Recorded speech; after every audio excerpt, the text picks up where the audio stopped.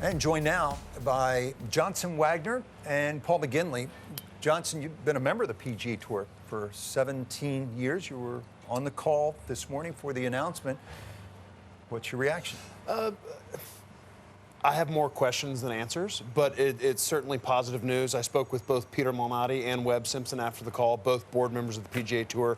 They're excited, so that leaves me encouraged. A couple main things I took away from the call. The PGA Tour was given just under a $14 billion valuation, so now there has been worth of the PGA Tour is out there. So thinking about a $3 billion investment is certainly a minority investment. I like the idea that players have an equity stake and own the majority of their tour. And the other thing, this new PGA Tour Enterprises, it's going to be, there's going to be a board. It's going to be a 13-member board. It's going to compile 6 current player directors plus 1 other player. So they will have the majority of this board. And it certainly seems like we're in an era where the players are controlling all the shots. And I, as a player, I like that, but I don't know that PGA Tour players, Paul, are the best people to be making business decisions.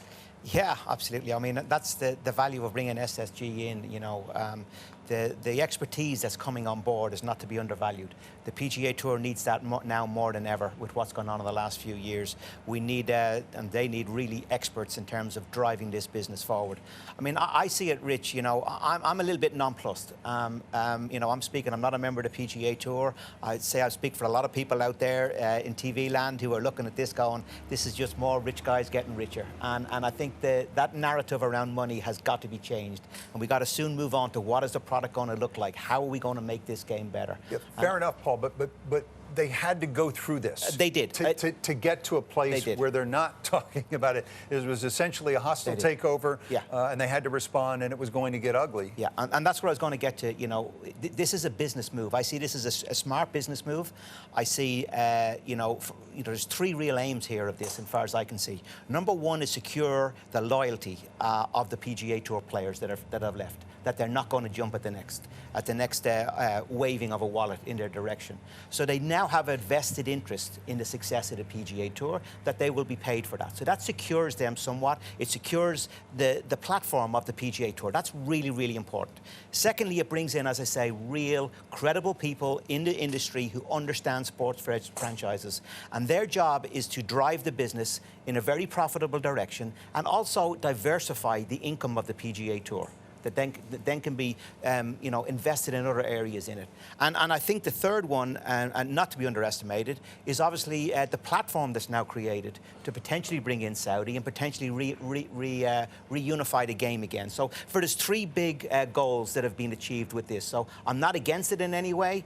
I understand that there's a lot of money going to be talked about at the moment, these telephone number monies, but, you know, it's a very important business move if we are going to reunify the game, which is what we all want.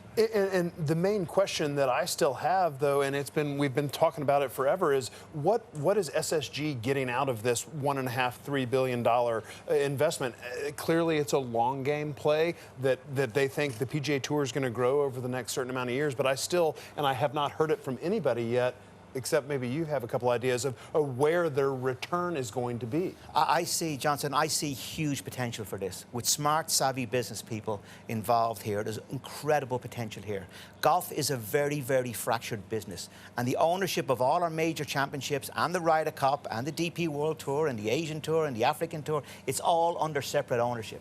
So potentially with a massive fund which could be available here, it's an opportunity under the PGA Tour platform to somewhat unify that and maybe even get hold of a major championship or maybe even, you know, partner with a major championship or a Ryder Cup, something like that. There's incredible opportunity here from the SSG group. These are really smart people. They're not getting involved in no reason. They're also involved in TGL. There's loads of opportunities there to potentially blend TGL with LIV down the road as some way of unifying the game again. Who knows where they're going to go? But it's an incredible platform for them. And I think with really savvy businessmen, which they are, I think this is going to be a a very profitable venture, but it's important that we get that in place, but move on. What's the product going to look like?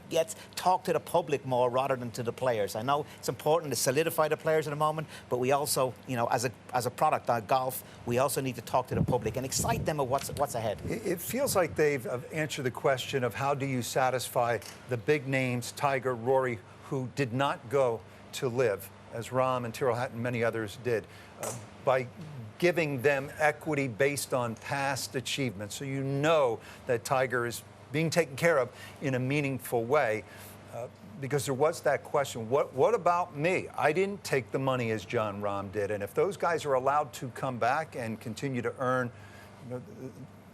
the superstars who stayed needed to be taken care of. And it appears, Johnson, that that's the case. I think they certainly are. I mean, having an equity stake, there's still so many details to iron out what that's going to look like for these players, how you earn the points, as Todd was saying. But it's like career achievements. Well, Tiger's had plenty of career achievements. Okay, that's a lot of points. But where do you draw the line, as we were talking about before? If you start bringing Jack Nicklaus in, if you start bringing all these former players, does it end if you have 10 wins, do you get an equity stake? Yeah. If you have 5 wins, how is that all going to get ironed out? And I think that's a lot of the details that are still ongoing. And to your point, like, I'm getting sick of all these 3-letter PIF, SSG, all these deals. Like, I'm a golf fan, and I want to get back to playing golf and watching golf and have the product speak for itself. Yeah, I know. That's down the road. I think this is a very important move, strategic move on behalf of the PGA Tour, and it creates an opportunity to now go and do a deal with the Saudis, which we all know is pretty inevitable, you'd have to say. And how that's going to come about, we don't know. There's different ways of doing it. Like I say, I could see the TGL, and the PGA Tour, which are all PGA Tour players, blending with LIV, and that would an opportunity and make it a green grass event around the world. There's your global tour. That is a potential. It's only an idea. Who knows where it's going to end? Maybe the players coming back to play some elite events on the PGA Tour. Who knows? But this is something that's going to give the PGA Tour, Rory made a point yesterday about, they should come back without, having to pay any penalties.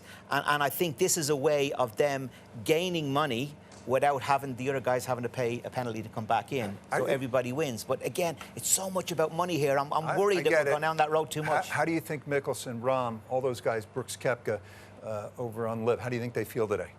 I think that they've got to be very giddy with what's happened in the last 18 months from where we were this time last year. They're in an incredibly good place. They've got equity in all of these teams. So if a blending of the two tours comes, they're going to gain with that, and LIV stays on the pitch. And I think, they'll feel, well, it's good enough for the guys that we left behind. If they're going to have equity as well, too, that's good, because we got equity. So I don't think they'll be too disturbed with that. But this is an important negotiating tool now for the PGA Tour. They got a proper platform with proper people in there that can really help drive this business forward. So I think from a PGA Tour player, you got to be excited. And just to extrapolate on that, I don't think the road back to the PGA Tour for a lot of these guys is going to be as easy as just coming back. I mean, think about how many guys left that their exemptions have run out.